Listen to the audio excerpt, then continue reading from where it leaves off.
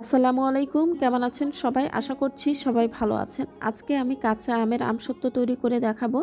আমসত্ত্বটা বাচ্চারা অনেক বেশি পছন্দ করে। স্কুলের গেটে মামারা এই আমসত্ত্বটা বিক্রি করে থাকেন। তবে ওইটা খুবই অস্বাস্থ্যকরভাবে তৈরি করা হয়। তো কিভাবে আপনারা বাসায় স্বাস্থ্যকরভাবে আমসত্ত্ব কাঁচা আম দিয়ে তৈরি করে খাবেন এবং সারা বছর সংরক্ষণ করবেন, কতটুকু আমের মধ্যে কতটুকু চিনি বা মশলা দিতে হবে পুরো রেসিপিতে তুলে ধরবো। আশা করছি আমার আজকের রেসিপিটা ভালো লাগবে। ভালো লাগলে অবশ্যই একটা লাইক দিবেন এবং আমার চ্যানেলটিকে সাবস্ক্রাইব করে আমার চ্যানেলের সাথেই থাকবেন। তো চলুন চলে যাই মূল পর্বে, কিভাবে আমি কাঁচা আম দিয়ে এই মজাদার আমসত্ত্বটি তৈরি করছি।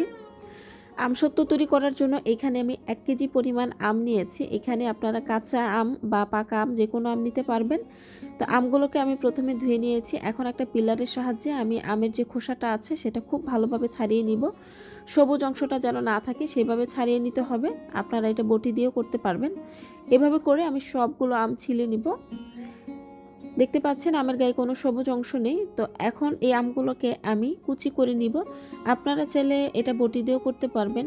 ছোট ছোট টুকরো করে তারপরে কেটে নিতে হবে।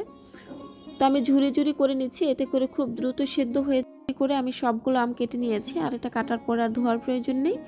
এখনই চলে যাচ্ছি আমি পরবর্তী স্টেপে। একটা প্যানের মধ্যে আমি আমগুলো দিয়ে দিলাম। তারপর এখানে দিয়ে দিচ্ছি স্বাদ মতো লবণ। তারপরে এখানে দিয়ে দিচ্ছি আমি পানি। এখানে হাফ কাপ পরিমাণ আমি নর্মাল পানিটা দিয়ে তারপরে এই আমটাকে সেদ্ধ করব। আমটাকে 3 থেকে 4 মিনিট সেদ্ধ করলে এটা সেদ্ধ হয়ে যাবে। দেখতে পাচ্ছেন আম খুব দ্রুত সেদ্ধ হয়ে যায়। আমের পিউরিটা এখন আমি গরম অবস্থায় চেলে নিব। আমের মধ্যে যে আঁশ থাকে সেটা থাকবে না।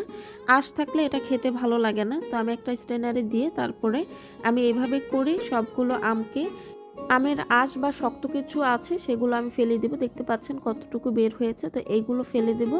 পিউরিটা বের হয়ে গিয়েছে। এখন আমি আমসত্ত্বর জন্য একটা মশলা রেডি করব। এখানে আমি দিয়ে দিচ্ছি 5-6টি শুকনা মরিচ। আমি এখানে ঝালের পরিমাণটা একটু বেশি দিয়েছি যেহেতু আমি খাবো। তাদের জন্য তৈরি করলে ঝালের পরিমাণটা কমিয়ে দিবেন। তারপরে এখানে 1 চা চামচ আমি পাঁচফোড়ন দিয়ে দিলাম। দিয়ে দিচ্ছি আমি মিষ্টি জিরা হাফ চা চামচ পরিমাণ। তারপরে আস্ত ধনিয়া দিয়ে দিলাম হাফ চা চামচ পরিমাণ। দিয়ে দিচ্ছি আমি মেথি হাফ চা চামচ পরিমাণ।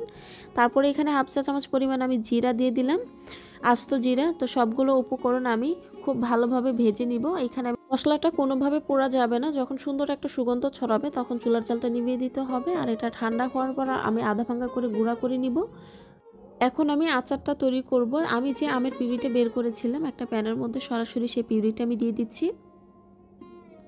দেওয়ার পরে এখানে দিয়ে দিচ্ছি আমি মরিচের গুঁড়া হাফ চা চামচ পরিমাণ। আর এই মরিচটা ঝাল কম তাই দিয়েছি আমি বেশি করে। তারপরে এখানে দিয়ে দিচ্ছি আমি হলুদের গুঁড়া হাফ চা চামচ পরিমাণ। দিয়ে দিচ্ছি আমি 1 কাপ পরিমাণ চিনি। এখানে আমি প্রথমে 1 কাপ পরিমাণ দিয়ে তারপরে যদি পরবর্তীতে লাগে আমি আরও কিছু চিনি অ্যাড করব। তো এখন সবগুলো উপকরণ আমি মিশিয়ে নিব। এখানে 1 কাপ পরিমাণ 250 গ্রাম পরিমাণ চিনি আছে। তো খুব ভালোভাবে মিশিয়ে নিব। অনবরত নেড়েচেড়ে এই আমসত্ত্বটা তৈরি করতে হবে, নয়তো নিচ দিয়ে ধরে যাবে। তো মিষ্টির পরিমাণটা কম মনে হয়েছে তাই এখানে আরও 50 গ্রাম পরিমাণ আমি চিনি দিয়ে দিলাম। মানে 1 কেজি আমের মধ্যে 300 গ্রাম পরিমাণ আমি চিনি দিয়েছি।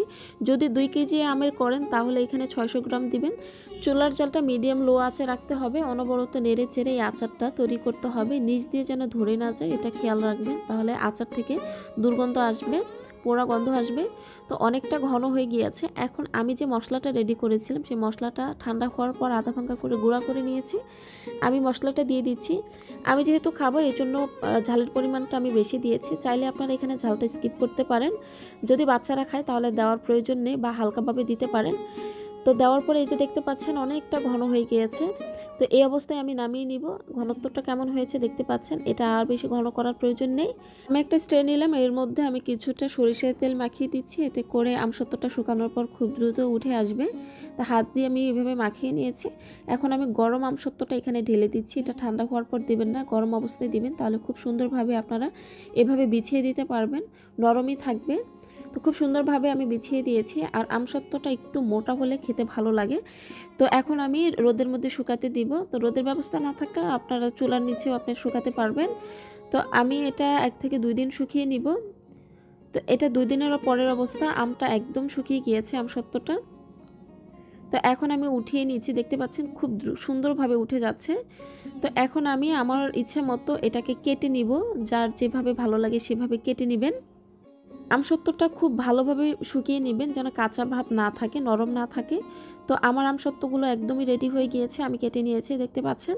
আর এই আমসত্ত্বটা খেতে খুবই মজার, আপনারা একবার হলেও বাসায় ট্রাই করবেন, বাচ্চারা তো খুবই পছন্দ করে আমসত্ত্বটা। তো আমসত্ত্বটা এখন আপনারা যেকোনো পাত্রের মধ্যে রেখে, বক্সের মধ্যে বা কাচের বয়ামে রেখে নরমাল ফ্রিজে রেখে দিবেন। মাঝে মধ্যে চাইলে একটু রোদে দিতে পারেন।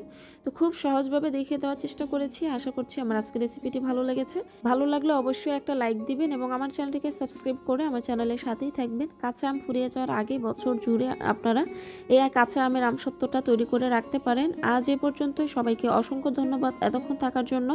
সবাই ভালো থাকবেন, সুস্থ থাকবেন। আল্লাহ হাফেজ।